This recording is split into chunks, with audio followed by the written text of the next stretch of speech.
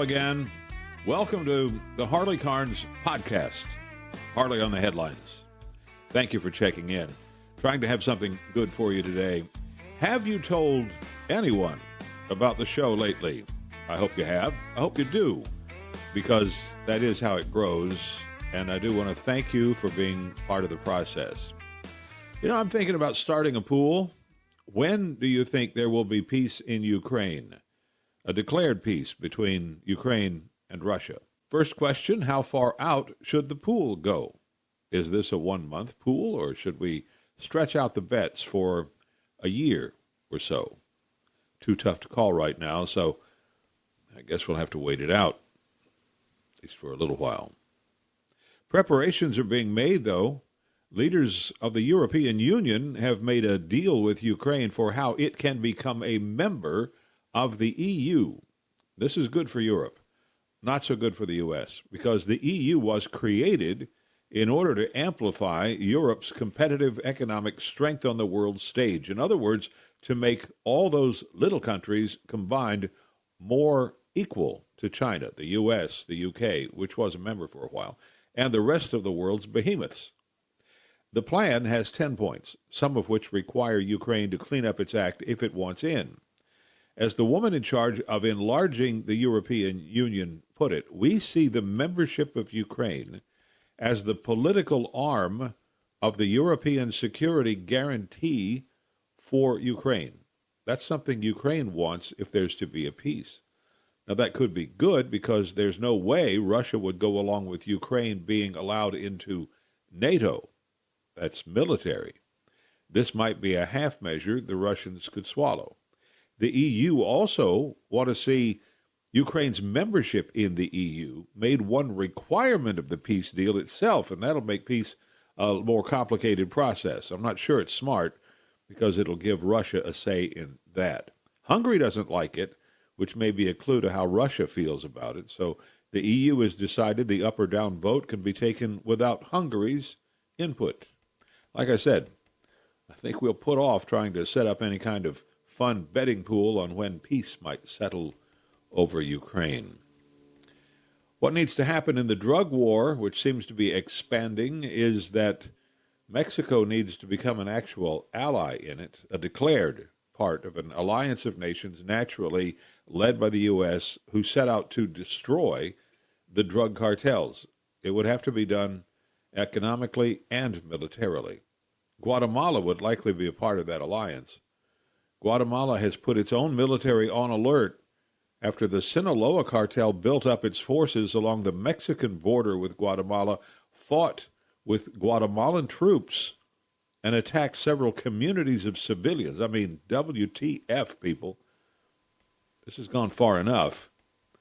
In fact, Mexico does have some very fine people among the federales and among its border and anti-cartel cadre. Honest people, very good, dedicated. The problem is a concerted effort is difficult because the cartels always seem to have good intel from inside the Mexican government. Money, and lots of it, is what does that. The money comes mostly from where? What do you think? The U.S., the noses of American drug users. It's why the Trump declaration is so important, that the drug cartels are terrorist organizations clearly bent on doing harm to the U.S. It starts with us. If we were not the gullible, addicted consumers, the cartels could not have a multi-billion-dollar illicit enterprise, or enterprises. Guess who's running for governor of Minnesota?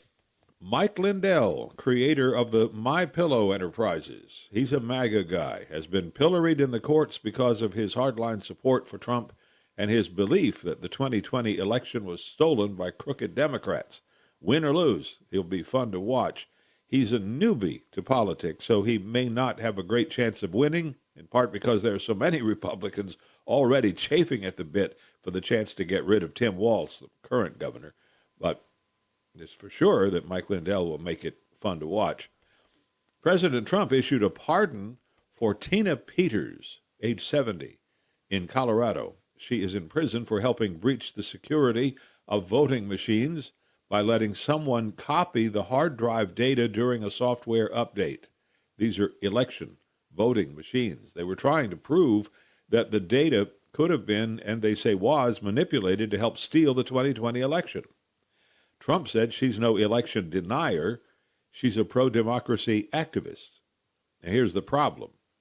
Colorado says she was in jail on a state criminal charge, and the president cannot pardon her because any president's right to pardon is limited to federal crimes. They'd appear to be right. There is an argument. Don't know if it'll go anywhere, but there is an argument. Section 4 of the Constitution does say that the times, places, and manner of holding elections for senators and representatives shall be prescribed by each state legislature, which puts it in state hands.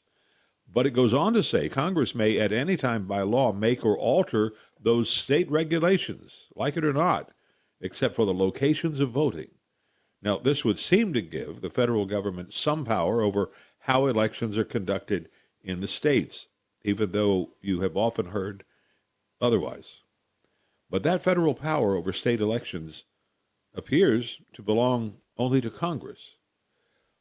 The line about presidential pardons is in Section 2 of Article 2 of the Constitution. It says, and here's a quote, "He shall have the power to grant reprieves and pardons for offenses against the United States, except in cases of impeachment." That's it. It is broad authority, but it is not total.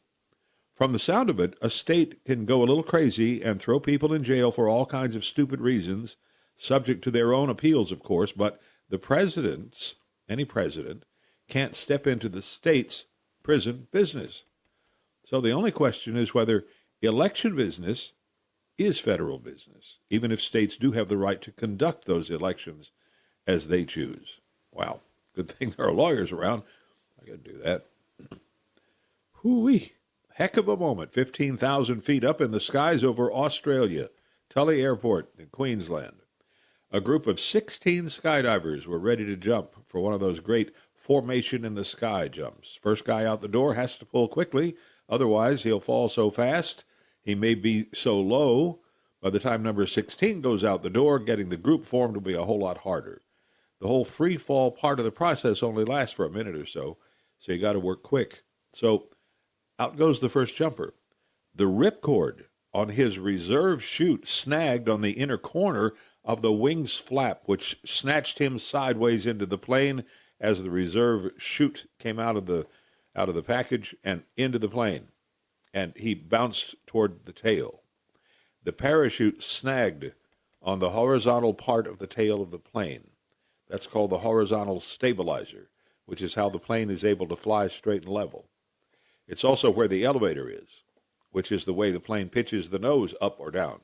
You're actually pushing the tail of the plane up or down, which pitches the nose.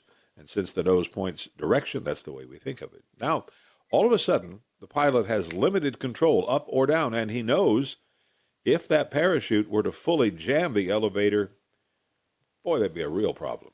The skydivers, not so much. They just get the heck out and wish the pilot good luck on the way down. Well, ultimately, the snared skydiver out there flapping in the wind behind the plane managed to take a knife from his harness and cut himself free. He had to cut 11 lines, and still the remnants of the reserve chute fluttered around his main canopy that fortunately for him did deploy properly when he pulled the D-ring, and he wound up with only minor injuries. 2 parachutists still in the plane meanwhile. And what about our pilot? He is thinking seriously about jumping himself and letting the plane fly off toward the ocean or something. But after working the problem, he figures out he can get enough control of the plane, just enough.